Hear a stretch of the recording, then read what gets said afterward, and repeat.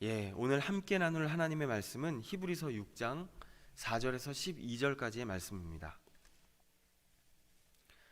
히브리서 6장 4절에서 12절은 신약성경 358페이지, 제가 가진 성경 358페이지에 있습니다. 히브리서 6장 4절에서 12절까지의 말씀을 우리 함께 읽도록 하겠습니다. 시작. 한번 빛을 받고 하늘의 은사를 맛보고 성령에 참여한 바 되고 하나님의 선한 말씀과 내세의 능력을 맛보고도 타락한 자들은 다시 새롭게 하여 회개할 수 없나니 이는 그들이 하나님의 아들을 다시 십자가에 못 박아 드러내놓고 욕되게 함이라. 땅이 그 위에 자주 내리는 비를 흡수하여 밭 가는 자들이 쓰기에 합당한 채소를 내면 하나님께 복을 받고 만일 가시와 엉겅퀴를 내면 버림을 당하고 저주함에 가까워 그 마지막은 불사름이 되리라. 사랑하는 자들아, 우리가 이같이 말하나 너희에게는 이보다 더 좋은 것 곧 구원에 속한 것이 있음을 확신하노라. 하나님은 불의하지 아니하사 너희 행위와 그의 이름을 위하여 나타낸 사랑으로 이미 성도를 섬긴 것과 이제도 섬기고 있는 것을 잊어버리지 아니하시느니라. 우리가 간절히 원하는 것은 너희 각 사람이 동일한 부지런함을 나타내어 끝까지 소망의 풍성함에 이르러 게으르지 아니하고 믿음과 오래 참음으로 말미암아 약속들을 기업으로 받는 자들을 본받는 자 되게 하려는 것이니라. 아멘. 오늘 말씀을 보니까 하나님께서 주시는 빛을 받고 그리고 은사를 맛보고 그리고 성령에 참여한 바 되고 하나님의 말씀과 선한 능력을 맛보았음에도 불구하고 이러한 은혜를 경험하고 나서도 타락한 사람들의 이야기를 설명하고 있습니다. 이 타락한 자 할 때 타락이라는 단어의 뜻을 보니까 이탈한다. 그러니까 이탈한다는 것은 떨어져 나간다는 것이죠. 관계를 끊어버린다는 것입니다. 그리고 이 타락은 배교한다라는 뜻을 또 가지고 있습니다. 믿음을 버리는 것입니다. 하나님의 은혜를 경험하고도 믿음을 버리는 사람들의 모습, 이걸 어떻게 이해해야 할까요? 히브리서가 쓰여질 당시에도 이렇게 하나님의 은혜를 경험은 했지만 결국 믿음을 버리고 신앙 공동체에서 떨어져 나가는, 그리고 신앙 공동체와 관계를 끊는 사람들이 있었다는 것을 우리는 짐작할 수 있습니다. 예수님 당시에도 오병이어의 기적을 목격을 하고 그리고 안식일에 손 마른 사람이 치유되는 모습을 보았고 맹인이 눈 뜬 것을 보았고 죽은 나사로가 살아나는 것을 보았지만 결국 그곳에 있던 모든 사람들이 예수님을 믿고 구원을 받은 것은 아니었습니다. 구약에서도 보니까 하나님의 은혜를 직접적으로 경험했음에도 불구하고 믿음의 대열에서 이탈해 나간 사람들의 모습을 찾아볼 수가 있습니다. 제 머릿속에서 가장 먼저 떠올랐던 사건은 이 민수기에 나오는 고라의 반역 사건이었습니다. 민수기 16장에 보니까 레위 지파이면서 모세의 사촌이었던 이 고라의 이야기가 나옵니다. 이 고라라는 사람이 광야에서 몇몇 사람들과 함께 족장 250명을 동원해서 모세의 지도권에 도전을 한 것이죠. 근본적으로 보면 하나님을 신뢰하지 못했던 사람의 모습인 것을 볼 수가 있습니다. 하나님을 신뢰하지 못했던 이 고라와 그를 따르던 사람들이 결국에 그 250명이 하나님의 불에 타서 죽은 사건이 민수기 16장에 등장을 합니다. 땅이 갈라져서 거기에 빠져 죽는가 하면 하나님께서 내리신 불에 타서 죽었던 그런 사건입니다. 생각해 보세요. 광야에서 광야는 물론이고 광야 이전에 이집트에서 이미 하나님께서 내리셨던 10가지 재앙을 경험했던 사람들입니다. 그리고 홍해를 건넜던 그러한 사람들이에요. 광야에서 불기둥과 구름기둥으로 하나님을 경험했습니다. 만나를 먹었어요. 반석에서 솟아난 물을 먹었습니다. 아말렉과의 전쟁에서 승리하게 하신 하나님의 놀라운 은혜를 경험했던 사람들이었습니다. 그러나 안타깝게도 어떻게 되었습니까? 하나님의 질서와 하나님의 인도하심을 신뢰하지 못하고 반역을 하다가 결국에는 심판을 받았던 그 사람들의 모습을 우리는 기억합니다. 그런데 이러한 구약의 사건을 히브리서 기자가 이미 3장에서 설명하고 있었다는 것을 우리는 돌아볼 수 있습니다. 이미 3장 8절에서 11절을 보니까 이렇게 말씀합니다. 광야에서 시험하던 날에 거역하던 것 같이 너희 마음을 완고하게 하지 말라. 거기서 너희 열조가 나를 시험하여 증험하고, 이 증험했다는 것은 증명했다, 증명하고 경험했다는 것입니다. 40년 동안 나의 행사를 보았느니라. 나를 시험한 증거로 40년 광야 생활을 경험했다는 것이고, 10절에 이러므로 내가 이 세대에게 노하여 이르기를 그들이 항상 마음이 미혹되어 내 길을 알지 못하는도다 하였고, 11절에 내가 노하여 맹세한 바와 같이 그들은 내 안식에 들어오지 못하리라 하였느니라. 이 사람들은 결국에 하나님을 신뢰하지 못했기 때문에 안식은커녕 이 히브리서 3장 10절에서 말씀하신 것처럼 하나님의 진노하심으로 인해서 결국 심판을 받았다는 것을 성경이 증거하고 있는 것입니다. 이렇게 타락한 사람들은 어떻습니까? 오늘 본문 이 6장 6절에 보니까 다시 새롭게 하여 회개할 수 없다라고 이야기합니다. 다시 새롭게 하여 회개할 수 없다.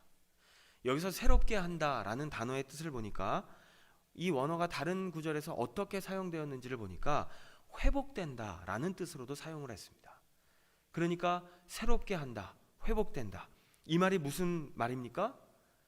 그러니까요, 여기서 유심히 볼 수 있는 것은 이 성경이 회복과 회개를 연결시켜서 이야기하고 있다는 것입니다. 타락한 자들은 다시 새롭게 하여 회개할 수 없나니, 풀어서 이야기하면 타락한 자들은 회개할 만큼 회복할 수 없다. 회개할 만큼 회복되지 않았다라는 것입니다. 뒤집어 이야기하면 무슨 말입니까? 내가 회개할 수 있다는 것은요, 하나님 앞에서 회복되었다는 증거로 볼 수 있다는 것입니다. 회개할 수 있다는 것은 내가 회복되었다는 것을 보여주는 것이라는 것입니다. 혹시 우리 삶 가운데 삶의 회복을 갈망하고 계시는 분이 계십니까? 그렇다면 내 삶의 기준이 바뀌어야 합니다. 내 삶의 기준이 내 중심에서 하나님 중심으로 바뀌면 삶이 회복되는 것입니다. 이것을 성경은 회개라고 말합니다. 한국에서 성경적 상담을 공부할 기회가 있었습니다. 그때 배움을 통해서 신선한 충격을 받았어요. 그 이유가 무엇이냐면 우리가 일상에서 경험하는 삶의 부정적인 문제들이 있습니다. 이를테면 우울증, 불안, 분노, 두려움, 불만족, 자기 비하, 자기 연민, 또 대인 기피, 중독, 그 외에도 경험하게 되는 이 삶의 수많은 부정적인 문제들이 근본적으로 들어가 보면 성경은 어떻게 진단합니까? 지나치게 자신에게 몰두하고 자신에게 집중하는 것 때문에 생겨나는 문제라고 이야기하는 것입니다. 지나친 자기중심성, 지나친 과도한 자기 사랑으로 인해서 이러한 삶의 부정적인 문제들이 발생한다는 것입니다. 그런데 하나님을 떠난 인간들이 오늘날까지 시도하고 있는 방법이 무엇입니까? 뭐라고 이야기합니까? 어떻게 해야 이 문제들이 해결해야 된다고 말합니까? 자신을 더 사랑하면, 자신을 더 소중하게 여기면 이 삶의 부정적인 문제들이 해결될 수 있다고 가르칩니다. 지금 이 순간에도 인터넷에 들어가 보세요. TV를 켜보십시오. 뭐라고 이야기합니까? 수두룩하게 나오죠. 당신이 지금 행복하지 못한 이유는 자신을 더 사랑하지 않아서이다. 자신을 더 소중하게 여기지 않아서라고 이야기합니다. 그러나 성경은 우리에게 뭐라고 말씀합니까? 우리는 본성상 태어날 때부터 자기중심성을 가지고 태어나는 존재라고 말씀합니다. 그리고 말세가 될수록 사람들에게 어떠한 모습이 나타날 것이라고 이야기합니까? 디모데후서 3장 1절에서 2절은 이렇게 말씀합니다. 너는 이것을 알라. 말세에 고통하는 때가 이르러 사람들이 자기를 사랑하며 돈을 사랑하며 교만하며 비방하며 부모를 거역하며 감사하지 아니하며 거룩하지 아니하며. 가장 먼저 언급하는 것이 무엇입니까? 자기를 사랑하며. 성경은 말세가 될수록 사람들이 자기를 사랑한다는 것을 가장 먼저 이야기하고 있습니다. 사랑하는 여러분, 내 삶의 중심이 내 중심에서 하나님 중심으로 바뀌지 않으면요, 백날 기도해도 행복해지지 않습니다. 아무리 기도해도 입에서는 계속 죽겠다는 말이 사라지지 않는 것입니다. 그런 신앙은 어떤 신앙입니까? 우상 숭배와도 같은 미신적인 신앙밖에 되지 않는다는 것입니다. 정말 행복하기 원하십니까? 그렇다면 상황과 환경에 정말 얽매이지 않고 살고 싶다면, 정말 자유로운 삶을 누리며 살아가기 원하신다면 삶의 기준을 내 중심에서 하나님 중심으로 바꾸실 수 있기를, 날마다 내 삶을 그렇게 하나님 중심적인 삶으로 바꾸어 살아가시는 것을 점검하실 수 있기를 주님의 이름으로 부탁을 드립니다. 예수님께서 누가복음 9장 23절에서 뭐라고 말씀하십니까? 또 무리에게 이르시되 아무든지 나를 따라오려거든 자기를 부인하고 날마다 자기 십자가를 지고 나를 따를 것이니라. 여기서 자기를 부인한다는 것이 무엇입니까? 자신을 비하시키라는 것이 아니라 인간의 죄성에서 비롯된, 우리의 죄악된 본성에서 비롯되는 자신을 지나치게 사랑한 나머지 거기에서 흘러나오는 날마다 자기중심적인 사고, 그것을 버리라는 것입니다. 그 집착을 버리라는 것입니다. 그러면 날마다 자기 십자가를 진다는 것은 무엇입니까? 자기를 부인하는 것과 마찬가지인 것이죠. 조금 더 구체적으로 이야기하는 것입니다. 날마다 내 안에서 이 살아 꿈틀대는 이기적인 욕심과 야망, 이것을 십자가에 못 박아 죽이라는 것입니다.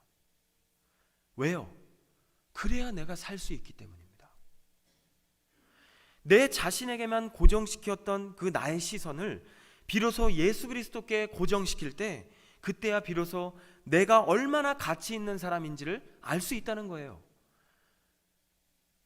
백날 맨날 며칠 내 자신에게 시선을 고정하고 나를 사랑하려고 노력하는 것, 그래서는 내 가치를 발견할 수 없다는 것입니다. 내 중심적인 시선에서 시선을 바꿔서 하나님을 바라보는 것, 구체적으로 예수 그리스도를 바라볼 때 내가 얼마나 가치 있는 사람인지, 내가 얼마나 사랑받고 있는 사람인지를 알 수 있다는 것입니다. 그러니까 여러분, 시선을 내 중심에서 하나님 중심으로 바꾸시기를 축복합니다. 그래야 십자가가 보이는 것입니다. 그래야 예수 그리스도를 통한 하나님의 사랑이 보이기 시작하는 것입니다. 여러분, 놀랍지 않습니까? 삶에 찌들어버린 내 자신을 보면서 정말 진정한 삶의 회복을 소망하고 계시는 분이 계십니까? 그렇다면 나의 관심사를, 내 시선을 나에게만 고정하지 마시고 눈을 들어서 예수 그리스도를 바라보실 수 있기를 소망합니다. 그렇게 날마다 내 자신을 부인하고 예수 그리스도를 따라가는 삶을 살기 시작할 때 하나님께서 주시는 놀라운 회복의 은혜가 있을 줄로 믿습니다. 그렇죠. 다시 본문으로 돌아와서 6절에 보니까 회개하지 않는 사람들의 모습을 이야기합니다. 회개가 무엇인지를 방금 말씀을 드렸습니다. 내 중심적인 모습에서 하나님 중심적인 모습으로 바꾸어 살아가는 것. 그런데 그러지 못한 사람들은 타락한 자, 그렇죠. 6절에 보니까 타락한 자들은 다시 새롭게 하여 회개할 수 없나니 이는 그들이 하나님의 아들을 다시 십자가에 못 박아 드러내놓고 욕되게 함이라. 이게 무슨 말입니까? 복음을 듣고 하나님이 주시는 은혜를 맛보았음에도 불구하고 결국 믿음을 갖지 못하고 거부한 사람들은 예수님 당시에도 있었죠. 예수님 당시에 십자가에 예수님을 못 박고 욕보였던 그 사람들과 다르지 않다는 것입니다. 그러면서 7절과 8절에서는 똑같이 복음을 들었지만 믿음으로 반응한 사람과 거부한 사람이 각각 맺게 되는 열매에 대해서 설명하고 있습니다. 결국 열매를 통해 그 사람의 믿음을 알게 될 것이라고 말씀하고 있는 것이죠. 우리 7절과 8절 함께 읽겠습니다. 땅이 그 위에 자주 내리는 비를 흡수하여 밭 가는 자들이 쓰기에 합당한 채소를 내면 하나님께 복을 받고, 만일 가시와 엉겅퀴를 내면 버림을 당하고 저주함에 가까워 그 마지막은 불사름이 되니라. 크리스천의 영성은, 진정한 크리스천의 영성은 삶의 열매와 관련이 있습니다. 믿음이 없는 사람이 신앙 공동체에 참여하는 것도 대단한 용기입니다. 그것도 박수 쳐줄 만한 일인 것입니다. 그러나 참된 신앙을 원한다면, 참된 신앙은 그 정도 수준에 머물러 있는 것이 아닌 것입니다. 삶의 모습에서 나타나는 영적인 변화, 그것이 바로 구원의 증거이고 참된 신앙인의 열매라고 이야기하고 있습니다. 바로 9절부터 12절이 그 열매 맺는 사람의 모습을 이야기하고 있습니다. 9절부터 12절은 이렇게 말씀합니다. 사랑하는 자들아, 우리가 이같이 말하나 너희에게는 이보다 더 좋은 것, 곧 구원에 속한 것이 있음을 확신하노라. 구원의 증거가 있음을 확신하노라. 10절에 하나님을 불의하지 아니하사 너희 행위, 이 열매죠. 크리스찬의 행위, 그리고 그의 이름을 위하여 나타낸 사랑, 우리 삶 속에서 보여줄 수 있는 사랑인 것이죠. 그리고 성도를 섬기는 것, 이것도 우리가 삶에서 나타날 수 있는 모습인 것이죠. 그리고 이제도 섬기는 것을 잊어버리지 아니하시느니라. 그러면서 히브리서 저자가 이 책을 기록한 목적이자 소망을 11절과 12절에서 다시 말씀하고 있습니다. 우리가 간절히 원하는 것은, 이 히브리서 기자가 간절히 원하는 것은, 하나님께서 원하시는 것은 너희 각 사람이 동일한 부지런함을 나타내어, 이 신앙의 부지런함을 이야기하는 것이죠. 끝까지 소망의 풍성함에 이르러 게으르지 아니하고 믿음과 오래 참음으로 말미암아 약속들을 기업으로 받는 자들을 본받는 자 되게 하려는 것이니라. 사랑하는 여러분, 우리에게 얼마나 구원받은 자의 증거가 나타나고 있습니까? 구체적으로 이야기한다면, 우리 마음의 중심으로 들어가 본다면 얼마나 나는 내 중심이, 내 자신을 위한 중심인지, 하나님 중심의 삶을 살아가고 있는지, 오늘도 하나님 앞에서 내 자신의 모습을 돌아보며, 그렇지 않다면 늘 하나님 앞에 우리의 자신을 돌아보며 회개하는, 하나님 앞에 자백하며 늘 제자리로 돌아올 수 있는 그러한 우리 모두가 되시기를 주님의 이름으로 소망합니다.